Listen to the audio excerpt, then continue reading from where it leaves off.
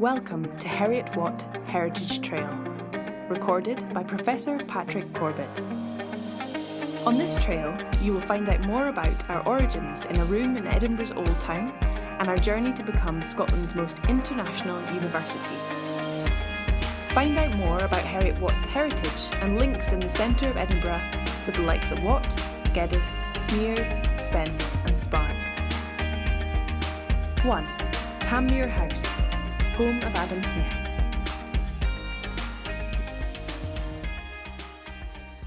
What a wonderful place to start this trail. Heriot-Watt has a proud city centre heritage. Situated down in the old village of Canongate, this 17th century townhouse is where Adam Smith completed The Wealth of Nations and died on the 17th of July 1790. Heriot-Watt University bought the house and have now renovated it for use as a hub for economic and social debate as it was in Smith's day.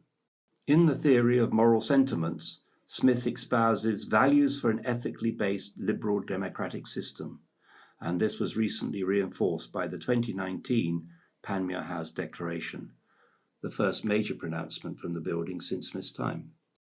For Heriot-Watt in Edinburgh, the house serves as a new global hub for economic and social inquiry. 2. Canongate Flats, Loch End Close, 1969, Sir Basil Spence. Canongate Flats have variously been described as aggressive, utilitarian and innovative, and represent the work of Sir Basil Spence, who was in the School of Architecture at Heriot-Watt College. He later went on to build such diverse buildings as Morton Hall Crematorium and new libraries at Edinburgh University and our own Heriot-Watt University Library. He had also rebuilt the ruined Coventry Cathedral in 1962. The Canongate Flats currently require some love and attention as a rare symbol of modernist 1960s architecture in the Royal Mile. 3. Bakehouse Close, Museum of Edinburgh, 1927 to 32, restoration by Sir F.C. Mears. Frank Mears studied at Heriot-Watt College and was head of School of Architecture and Town Planning, Edinburgh College of Art from 1932 to 1948, when Sir Basil Spence was also on the staff. The Edinburgh College of Art came into Heriot-Watt University in 1968. Bakehouse Close is a restoration project, much following in the footsteps of his father-in-law, Sir Patrick Geddes. Some think it is a sensitive restoration, others pastiche, combining several buildings into what is now the Museum of Edinburgh. Mears and his wife, Nora, were also involved in designing Edinburgh Zoo. 4. St Cecilia's Hall, Music Museum, Edinburgh University, 1763, Niddry Street, off Cowgate. This building is the site of Edinburgh School of Art's first lecture, given in 1821 in chemistry as one of several evening classes to serve the tradesfolk of Edinburgh. Started by Leonard Horner and Robert Bryson, the first Mechanics Institute and precursor of Heriot-Watt was set up for what we might now call access or even graduate apprenticeships. Other classes in 1821 included architecture, mechanical philosophy, farriery, blacksmithery or equine hoof care, and mechanical and architectural drawing. 5. National Museum of Scotland, from 1861. The National Museum of Scotland dates from the times that Heriot-Watt was active across the street in Chambers Street. It contains a very large white marble statue of James Watt by Sir Francis Chantrey. The museum also contains a large beam engine of James Watt's. Watt predates the foundation of Heriot-Watt. Whilst Watt did not train at Heriot-Watt, he inspired many, including a young James Naismith at the age of 9, who enrolled at the Edinburgh College of Arts in 1821, aged 13, and later taught at the Watt Institution, also making models of Watt's engines and researching steam hammers and steam carriages. Incidentally, a James Watt and Company letter copying press, copyright James Watt from 1780, first photocopier, was bought by Adam Smith, and Heriot-Watt holds an example at its museum on the Riccarton campus. 6. Chambers Street, 1871, Watt Institution, 1872, became Heriot-Watt College, 1885. Chambers Street is how many of the alumni remember Heriot-Watt. The Watt Institution and College of Arts moved into the well-known building in 1871 after the original Watt Institution building in Adams Square, opposite Edinburgh University's new college, was knocked down in the creation of Chambers Street. Chambers was the Lord Provost at the time of the Edinburgh Improvement Act. The George Heriot Trust funded the expansion of the Watt Institution into the Phrenology building next door, and this was the origin of the Heriot-Watt tie-up.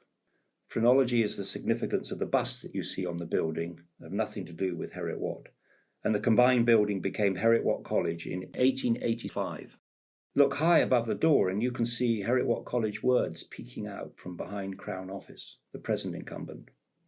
You can also see to the right of the door, behind the railings, the original location of our James Watt statue, which had presumably been moved from Adams Square. 7. Bruntsfield Place, Muriel Spark's home. Muriel Spark, one of Scotland's greatest novelists, took a course in commercial correspondence and précis writing at Heriot-Watt College in 1934-5. In her autobiography, Curriculum Vitae, she describes choosing Heriot-Watt College in preference to Edinburgh University because she was particularly interested in précis writing. "I love economical writing," she wrote. In The Prime of Miss Jean Brodie, her characters walk along Chambers Street. You can walk from the end of our trail up the Prime of Miss Jean Brodie steps, across Brunsford Links, past her school, along the Muriel Spark Way, and back towards the city past Bruntsfield Place, where she lived at the time she was studying at the college. 8. Lawn Market. Patrick Geddes lived just off Lawn Market at number 6 James Court when he was given his first lectureship in botany at Heriot-Watt College in 1886 to 1890. He had moved back to Lawn Market from the new town as he realised that he could lead a renaissance of the old town. He bought up old properties as collective residences for Edinburgh University, and some of the buildings being the first effective halls of residence. The college became one of the first in Scotland to admit women.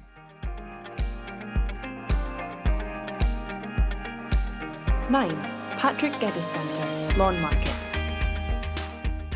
One of the buildings in the old town that Geddes bought was Riddle's, also Riddell's Court, 322 Lawn Market. Built originally in the 1590s, it is an architectural jewel.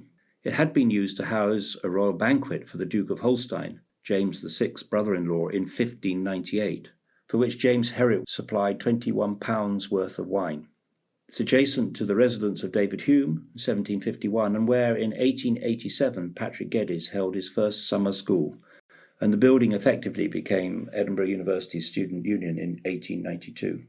The current building, extensively conserved in 2016, is now a centre dedicated to the great man. His Vivendo Discimus, or By Living We Learn, is etched into the fabric of the building. In the passageway, By Leaves We Live, also signifies Geddes' understanding of the world long before sustainability became a popular word. 10. Outlook Tower, Camera Obscura, Castle Hill. Patrick Geddes, who also coined the phrase "act local, think global," created the first sociological museum when he purchased the Outlook Tower, and must have been inspired by the view looking out from the top, now the Camera Obscura.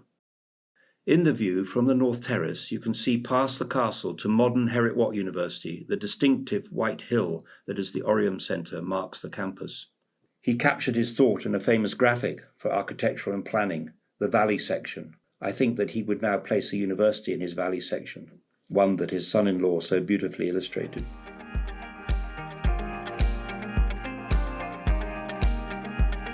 "11.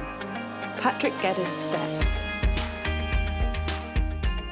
This set of steps that take you down from the Outlook Tower and the castle gates to the Grass Market is marked by the 3 Geddesian doves of sympathy, synergy and synthesis.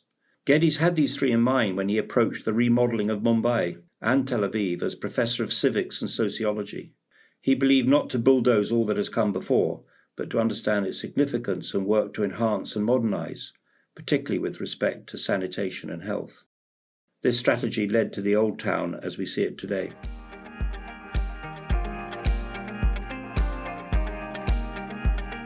"12. Grass Market, 31-35 Apex Hotel. On the site of an old corn exchange, Heriot-Watt University built its large Mountbatten building in 1968 to house expanding departments, including electrical and electronic engineering. Tucked away off Grassmarket on the same side of the street were the old mining and pharmacy buildings. When the university moved out, the building became the Apex Hotel, famous for its nice view of the fireworks during the festival. The old Student Union in Grinley Street is not far from Grassmarket, opposite the Lyceum. Near the Apex Hotel, past the prime of Miss Jean Brodie's steps, is Westport Garden, which was started by Geddes' daughter, Nora, wife of Frank Mears, and this is where she brought children to learn in the open air. I like to think some of those children might have found their way to Heriot-Watt College and into subsequent careers that have taken them around the world. I hope you've enjoyed this tour. I have led tours during the festival, and by all means contact me if you want a guide to this fascinating social history of Edinburgh and Heriot-Watt. In the third statistical account of Edinburgh, published in 1966, came this validation. Technology is, in the long historical view, one of the indices of culture. And if the index seems to be standing higher and higher in Edinburgh, much credit should go to the Heriot-Watt, as it is usually called in the city.